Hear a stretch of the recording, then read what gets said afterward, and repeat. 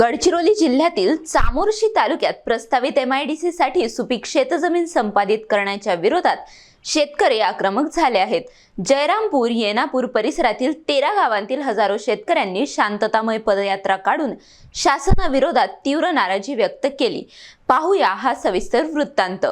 चामोर्शी तालुक्यातील प्रस्तावित MIDC साठी सुपीक शेतजमीन संपादित करण्यासाठी विरोध दर्शवत जयरामपूर येनापूर परिसरातील 13 बाधित गावांतील शेतकऱ्यांनी मोठी पदयात्रा काढली।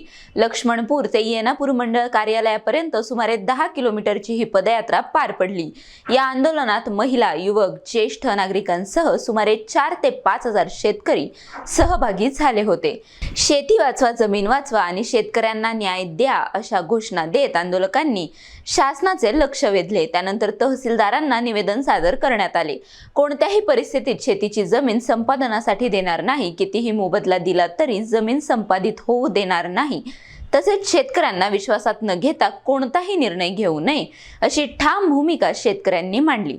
शासनाने मागण्यांची दखल न घेतल्यास भविष्यात आणखी तीव्र आंदोलन छेडण्याचा इशाराही शेतकऱ्यांनी दिला।